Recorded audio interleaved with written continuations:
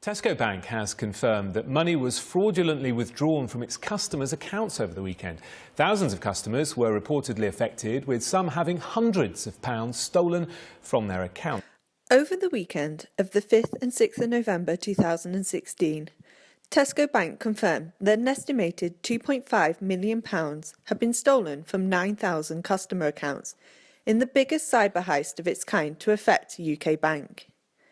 Tesco Bank quickly sought to assure customers by saying that no customer data was lost and that none of their systems were breached during this attack. Currently, the National Crime Agency, with technical support from the newly established UK National Cyber Security Centre, are leading a criminal investigation into the breach, and consequently the exact details of the heist are still unknown. Information in this report is based on theory alone. However, the NCA have said that they believe this was a hugely sophisticated, coordinated and advanced attack. But how did the attackers manage to obtain the funds from the Tesco current accounts? Researchers at the University of Newcastle believe to have uncovered the method. They believe that differences between online payment websites introduces an exploitable vulnerability in the overall online payment system. An attacker can exploit these differences to build a distributed guessing attack, which in turn generates card payment details, for example, card number, expiry date, and verification value, one field at a time. The authors note the vulnerability described applies only to cards that do not enforce centralized checks across transactions from different sites, for example, Visa cards. MasterCard's centralized network detects the guessing attack after fewer than 10 attempts, even when the attempts are distributed across multiple websites. Of note, Tesco did not use the 3D secure technology recommended by the payment card industries. Online payment sites use a customer's credit or debit card to transfer funds from the customer's bank account into the merchant's bank account. For this to happen, the customer needs to provide their card information during checkout. Firstly, the customer enters their details on the merchant payment page. This information is then transferred through a payment gateway where the information provided on the payment page is checked and verified. There are many payment gateways which charge web merchants different rates depending on the number of fields and filters they check. At this point, the payment can be accepted or rejected depending on the validity of the information provided. If successful, this information is then passed to the card payment network, who again verify the information and transfer the request to the card issuing bank. The card issuing bank can then authorise or reject the payment request depending on funds.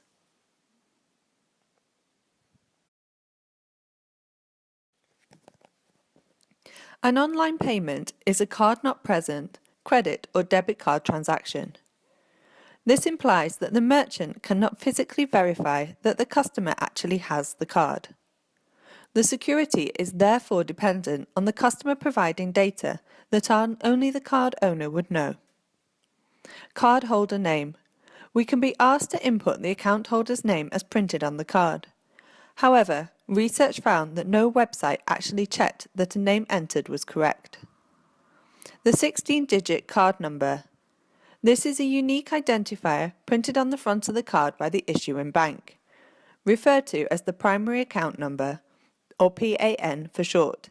It links the card to the customer's bank account. This is critical for the payment process. However, lists of these numbers can be bought through various illegal channels. The card expiry date. This is printed or embossed on the front of the card. The expiry date and the PAN constitute the minimum set of card data required for an online transaction. Card verification value, or CVV2. This is a 3-digit number printed on the reverse side of the card. It is meant to be known only by the person possessing the card. It should not be stored electronically anywhere in the payment ecosystem. There is no requirement for the merchant to request all the data fields during an online payment authorization, nor is there a mandatory requirement for the merchant to implement any of the optional security filters.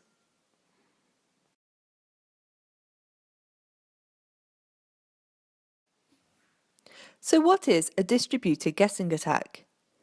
To obtain card details, one can use a web merchant's payment page to guess the data. The merchant's reply to a transaction attempt will state whether the guess was correct or not. To guess the expiry date, an attacker can utilize several merchants' web pages that check only two fields, the card number and the expiry date.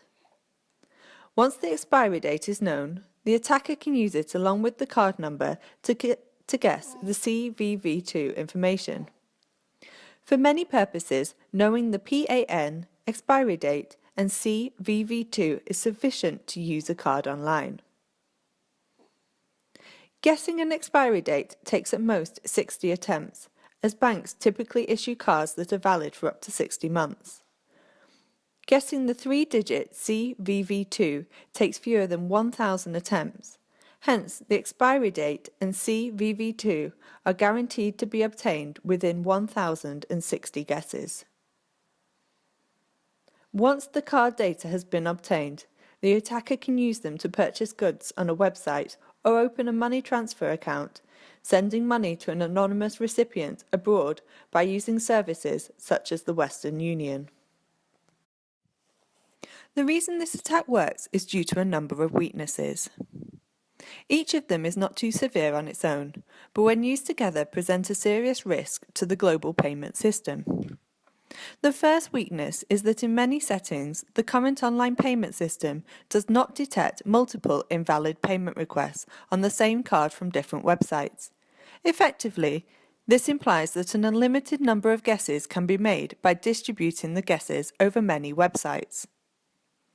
Secondly, the attack scales well because different web merchants request different fields and therefore allow the guessing attack to obtain the desired card information one field at a time. As I have mentioned previously, the expiry date and CVV2 can be obtained within 1,060 guesses. If all merchants would use three fields, the PAN, expiry date and CVV2, then it could take up to 60,000 attempts. The difference between 1,060 and 60,000 is the difference between a quick and practical attack and a tedious, close to impractical attack. Third, with cloud computing, hackers have many more points of entry and can distribute their guessing attacks over different networks to avoid detection.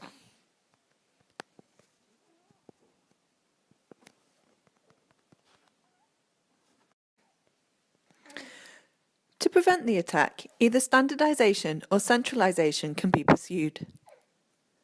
Standardization would imply that all merchants need to offer the same payment interface, that is, the same number of fields. Then the attack does not scale anymore. Centralization can be achieved by the payment gateways or card payment networks possessing a full view of payment attempts associated within its network. However, neither standardization nor centralization naturally fit in the flexibility and freedom of the Internet.